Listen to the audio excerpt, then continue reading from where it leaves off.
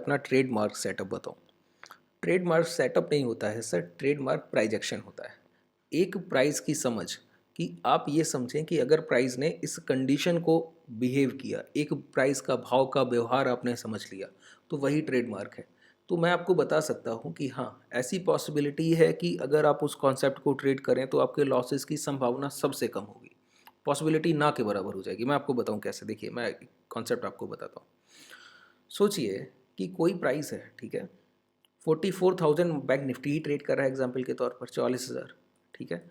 अब 5-5 मिनट के प्राइस को देखिए, 5-5 मिनट के देर पर हुआ क्या कि पहले 5 मिनट में प्राइस 44,000 से चलकर 44,200 तक गया। इसका मतलब है 200 रुपये की खरीदारी है, 200 पॉइंट गेन किया है प्राइस में, ठीक है। और 5 मिनट जैसे ही खत्म हुए, अगले 5 मिनट में प्राइस ने पूरे 44,200 से बिकवाली हुई और प्राइस दोबारा 44,000 आ गया। अब मैं आपसे कहूँ, पहले 5 मिनट पहले का प्राइस पूछूं, क्या था? आप कहेंगे 44,000। फिर मैं आपसे पूछूं अगले 5 मिनट के बाद, पूरा 10 मिनट समय हो गया, 5+5। फिर पूछूं अब प्राइस क्या है, आप कहेंगे 44,000। तो मैं आपसे बोलूँगा मतलब पिछले 10 मिनट में कोई मोमेंटम हुआ ही नहीं, प्राइस किसी भी तरफ गया ही नहीं। तो आप मुझे टोकेंगे, आप क्या बोलेंगे? नहीं नहीं नहीं, ऐसा नहीं है, प्राइस 44,200 तक चल कर गया सबसे पहले, लेकिन ऊपरी स्तर पर पीक पॉइंट पर बिकवालों ने बिकवाली की और प्राइस दोबारा लौटकर 44,000 आ गया। इसका मतलब है कि निचले स्तर पर खरीदारी आई थी पहले, जो कि आखिर में काट दी गई। ध्यान से समझ रहे हैं ना? पहले 5 मिनट में खरीदारी आई और आखिरी के 5 मिनट में वो काट दी गई। अच्छा, अगर ये जो बिकवाली 44,200 पर आई है, अगर यही बिकवाली 5 मिनट पहले आ गई होती तो 44,000 के स्तर पर आ गई होती, ठीक है। अब सोचिए, बेचने वाले के लिए आपके पास कोई एक वस्तु है, मान लेते हैं आपके पास एक बुक है और उसका प्राइस 44,000 आप बेचने वाले हैं, आप विक्रय कर रहे हैं उसका, 44,000 उसका भाव है, ठीक है। और कोई वो 44,200 में खरीद के ले जाए तो आपको 200 रुपये का मुनाफा हुआ ज़्यादा। इसी तरह 44,000 पे भाव चल रहा था और बेचने का मौका मिल गया सेलर्स को 44,200, उनको हाईएस्ट प्राइस मिल गया ना सेल करने के लिए, तो वो तो खुश हो गए। लेकिन बायर के साथ क्या हुआ? उल्टा हो गया। वो 44,000 पे खरीद के बैठा है कि प्राइस ऊपर जाएगा तो प्रॉफिट बुक करूंगा, लेकिन सेलर्स ने पूरी उसकी खरीदारी को ही काट दिया। अब सोचिए, क्या खरीदार दोबारा खरीदने की हिम्मत कर पाएगा? ये तो एक सेलर का प्राइस हुआ ना, सेलर के फेवर का प्राइस है। नहीं करना चाहिए, नहीं कर पाएगा ना, ऑब्वियस सी बात है, नहीं कर पाएगा। लेकिन सोचिए अब आगे, अगर मैं आपसे कहूँ कि कर सकता है, कैसे? कि प्राइस पहले से खरीदारी में है, निचले स्तर से 43,000 से चलकर 44,000 पहुँचा है, मतलब खरीदार बहुत निचले स्तर से खरीद रहे हैं। अब 44,200 पे आपने सेल किया, 44,000 ले आए, तो हो सकता है आप थोड़ा और नीचे ले आए, 43,900 तक ले आए, इस तरह से। लेकिन वो कहीं ना कहीं खरीदारी करेगा ही, क्योंकि उसके फेवर में ट्रेंड है, ट्रेंड बायर के फेवर में है।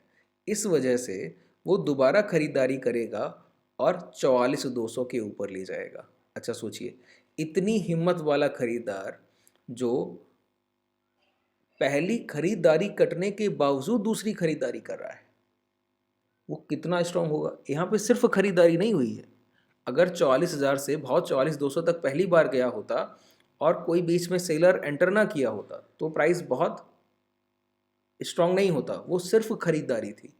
यहाँ पर एक बिकवाल को काट कर खरीदारी आई। बाइंग कैसे आई है? एक सेलर को काट कर आई, ठीक है। अच्छा, इस कैंडल को दिखता कैसा है ये कैंडल? तो पहला कैंडल आपको दिखेगा इस तरह से कि प्राइस 44,000 से 44,200 तक चल के गया और फिर गिर के वहीं आके क्लोज किया, तो ओपन और क्लोज बराबर होंगे और अपर विक आपको बहुत बड़ा दिखेगा, जिसको हम कहते हैं टेक्निकल में इन्वर्टेड हैमर। इन्वर्टेड हैमर, ठीक है, इन्वर्टेड हैमर कहते हैं। क्लियर हुआ? अब देखिए, तो जब भी एक इन्वर्टेड हैमर फॉर्मेशन हो और अगली 2 3 4 कैंडल में अगर उस कैंडल के हाई के ऊपर प्राइस निकल जाए, तो ये स्ट्रॉन्ग बायर का साइन है ना। तो इसी कैंडल के लो के नीचे स्टॉप लॉस डालिए और लॉन्ग कर दीजिए। मैं आपको बताऊं एसएल जाने की पॉसिबिलिटी ना के बराबर। बस एक ही चीज़ फेवर में चाहिए, क्या? ट्रेंड। पहले से प्राइस चाल में ऊपर तरफ हो, ट्रेंड पॉजिटिव हो, ठीक है, बस इतना ही चाहिए। तो आपकी ट्रेड गलत होगी ही नहीं। कैसे समझिए, मैं आपको दिखा दूं। देखिए, एक जगह नहीं दिखाऊंगा, कई जगह आपको दिखाऊंगा। देखिए, ये कैंडल यहाँ पर इन्वर्टेड हैमर बना है, देख रहे हैं? Inverted hammer. मैंने क्या कहा, ऊपर एक डंडी की तरह आकृति दिखेगी और नीचे एक छोटा सा बॉडी साइज, क्योंकि जहाँ भाव खुलता है उसी के आसपास बंद हो जाता है। तो नेट बाइंग या नेट सेलिंग नहीं आ पाती है। बस प्राइस एक स्तर तक चल कर गया, ये भाव यहाँ तक चल कर गया और गिर के वहीं बंद हो गया। यहाँ खुला था, यहाँ तक चल के गया, यहीं आसपास बंद हो गया। अगली कैंडल में इसके हाई निकल गए। हाई निकलने के बाद ट्रेंड पॉजिटिव। ये कैंडल फिर से एक इन्वर्टेड हैमर, अगली कैंडल में इसके हाई निकल गए। हाई निकलने के बाद ट्रेंड पॉजिटिव। ठीक है, आइए ये कैंडल, अगली कैंडल में इसके हाई निकल गए और हाई निकलने के बाद ट्रेंड पॉजिटिव। आइए, जितनी जगह ऐसा कॉन्सेप्ट बनेगा वहाँ वहाँ हर जगह मैं आपको दिखाता हूँ। यहाँ पे आइए,